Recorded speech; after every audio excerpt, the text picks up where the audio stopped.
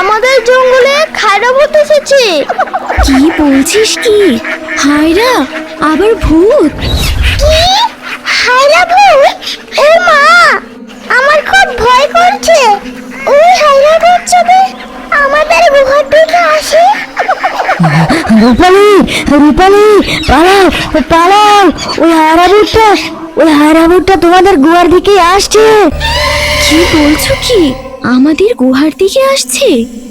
মা চলো, আমরা গুহার ভিতরে কোথাও লুকিয়ে যাই। হ্যাঁ হ্যাঁ, চল আমরা লুকিয়ে যাই। তারপর রূপালী আর তার দুই ছানা গুহার মধ্যে গিয়ে লুকিয়ে যায়। এদিকে হায়রা ভূতটা গুহায় এসে তার কণ্ঠ নকল করে বলতে থাকে, বাসায় কেউ আছো? একটু বাহিরে আসো, আমি খুব বিপদে পড়ে গেছি, আমাকে একটু সাহায্য করো।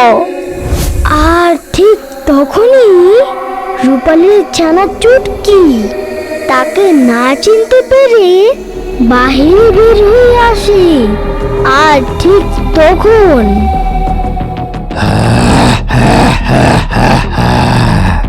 লুকিয়ে পার পাবি ভেবেছিস? সব গোলার ঘাড় মটকাবো। অনেক বছর আগের কথা, অরণ্যপুর নামের একটি বিশাল বড় জঙ্গল ছিল।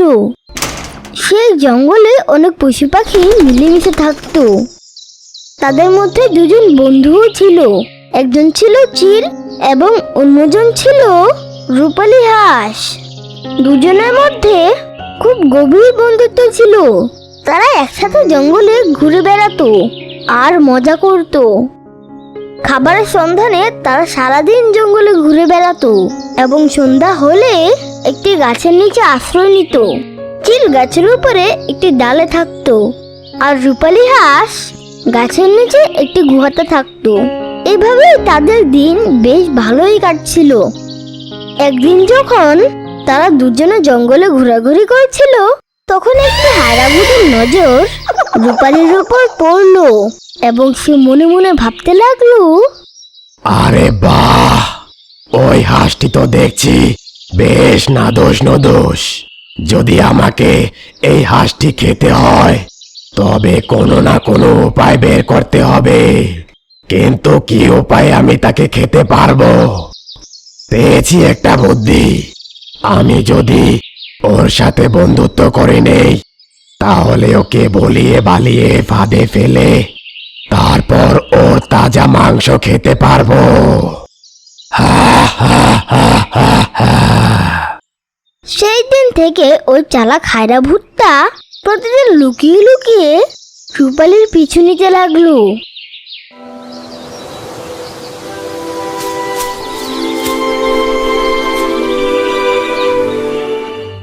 একদিন হায়রা ভূতটা দেখলো যে রূপালী নদীর পাড়ে একা দাঁড়িয়ে আছে আর চিল তার আশেপাশে নেই। তখন হায়রা ভূতটা ধীরে ধীরে রূপালীর কাছে আসে এবং বলতে লাগলো, আরে রূপালী যে, তা কেমন আছো?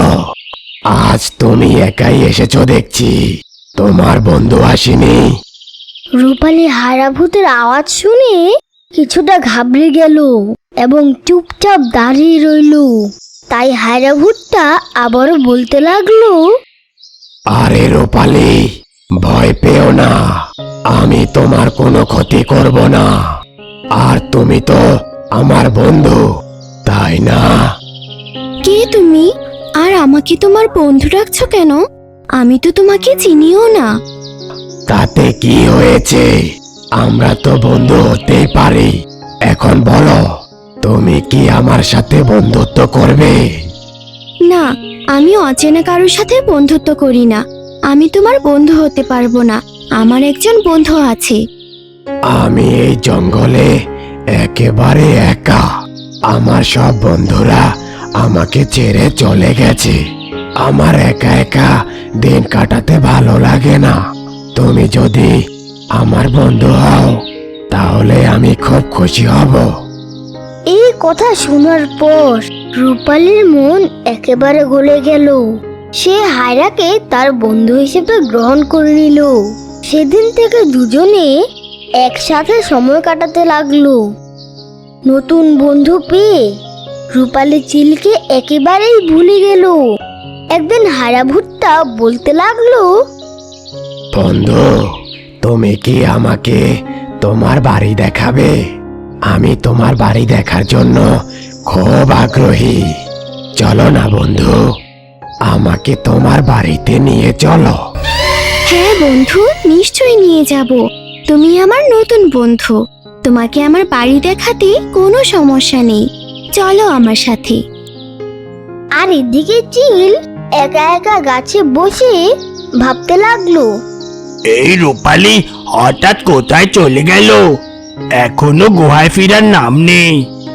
এরই মাঝে রূপালী হারাভূতকে সাথে নিয়ে চিলের কাছে এলো এবং বলতে লাগলো, চিল ভাই, এই হায়রা ভুট্টা আমার নতুন বন্ধু। সে খুব ভালো, তার কোনো বন্ধু নেই। সে একেবারেই একা। চলো আমরা দুজনেই তার বন্ধু হয়ে যাই। কি বন্ধুত্ব, তাও আবার একটা হায়রাভূতের সাথে? এটা কোনোভাবেই সম্ভব না। তুমি কি জানো না যে সে একটা মাংসাশী প্রাণী? তার সাথে বন্ধুত্ব করা মানে বোকামি। আমি কখনোই তার সাথে বন্ধুত্ব করব না। আর তুমি যদি তার সাথে বন্ধুত্ব রাখো, তাহলে আমি এখানে আর থাকবো না। এই কথা বলে চিল সেখান থেকে উড়ে গেল। কিন্তু রূপালী হারাভূতকে খুব বিশ্বাস করে ফেলেছিল। একদিন হারাভূতটা রূপালীকে বলতে লাগে, বন্ধু, আজ আমি তোমাকে এমন এক জায়গায় নিয়ে যাব যেখানে তুমি তোমার পছন্দ মতো অনেক খাবার পাবে। কি বলছো কি বন্ধু?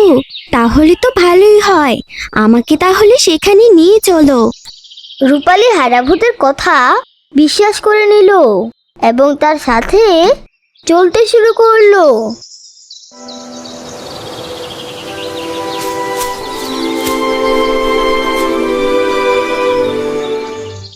বেশ কিছুক্ষণ পর হারাভূতটি রূপালীকে একটি অন্ধকার গুহার ভিতরে নিয়ে এলো। আরে বন্ধু, এই তুমি আমায় কোথায় নিয়ে এলে? এটা তো একটা গুহা, আর এখানে তো কোনো খাবার নেই। বোকা হাঁস, তুই এখনো বুঝতে পারিসনি আমি তোকে খাওয়ার জন্য এখানে নিয়ে এসেছি। আমি এতদিন তোর সাথে বন্ধুত্বের নাটক করেছি যাতে তোকে খেতে পারি। কি ধোঁকাবাজ, তুই আমাকে বন্ধুত্বের নামে খেতে এনেছিস। আমি তোকে বিশ্বাস করেছি, আর তুই আমার বিশ্বাসের এই প্রতিদান দিচ্ছিস? খাওয়ার সময় এত কথা আমার ভালো লাগে না। এখন চুপ করে থাক, আমি তোকে খাবো। হে হে হে হে হে। হারাভূতটা এই কথা বলে যেই রূপালীকে খাওয়ার জন্য এগিয়ে যাবে, ঠিক তখনই সেখানে উপস্থিত হয় চিল ও ডাকুতান্ত্রিক। ধোঁকাবাজ হায়রাভূত, তুই আমার বন্ধু রূপালীকে খাবি? তোর এত বড় সাহস! আমি আগেই সন্দেহ করেছিলাম, তাই তো ডাকুতান্ত্রিককে সাথে নিয়ে এখানে এসেছি। শয়তান হায়রাভূত, তোকে আমি আজ এমন মজা দেখাবো যে তুই জীবনেও ভুলবি না। ওরে বাপরে, তান্ত্রিক মশাই, আপনি আমায় কিছু করবেন না। আমি আর জীবনেও এমন ভুল করব না। ডাকুতান্ত্রিক হায়রার কোনো কথা না শুনে তার গায়ে মন্ত্রপুত জল ছিটিয়ে দেয়, আর সাথে সাথে সে ছটফট করতে লাগে। ওরে বাপরে, জ্বলে গেল রে। আমার পুরো গা জ্বলে গেল। আমাকে কেউ বাঁচাও, জ্বলে গেল। হারাভূতটা এভাবে চিৎকার করতে করতে গুহা থেকে বেরিয়ে যায় আর রূপালী চিলকে বলে, আমাকে ক্ষমা করে দিও চিল ভাই। আমি যদি সেদিন তোমার কথা শুনতাম তাহলে আজ এমন হতো না। তোমাকে অনেক ধন্যবাদ আমার জীবন বাঁচানোর জন্য। আরে কি বলছো এসব? বন্ধুর বিপদে তো বন্ধুই এগিয়ে আসে, আর যে বন্ধুর বিপদ দেখেও এগিয়ে আসে না, সে প্রকৃত বন্ধু নয়। হয়তো আপনি জানেন না, আপনি যদি আমাদের হাসির কার্টুন চ্যানেলটি সাবস্ক্রাইব করে আপনার নাম কমেন্টে লেখেন, তাহলে আপনার নাম আমাদের ভিডিওতে দেখানো হয়। হ্যাঁ হ্যাঁ, সবাই জানে। এবার আমাকে বলতে দাও। হ্যালো বন্ধুরা, তোমরা নিশ্চয়ই জানো আমাদের কার্টুন ভিডিওতে তোমাদের নাম দেখানো হয়। আজকের লাকি ড্রয়ের নির্বাচিত নামগুলো হলো অভিজিৎ হালদার, ফাতিহা জান্নাত ফিহা, ফাইয়াজুল, আতিফা, সামিয়া, ইয়ামুল, শাওন, ইয়াসিন, নাইত হাসান, ইসমাইল হোসেন শান্ত, হানি, খাদিজা, মানিকা, মাহিম ইসলাম, আলামিন, আনিস হালদার, হাফসা, বৃষ্টি। ভিডিওতে আপনার নাম দেখতে চাইলে শুধু নাম লিখলে হবে না, আমাদের হাসির কার্টুন চ্যানেলটি এক্ষুনি সাবস্ক্রাইব করে নিন।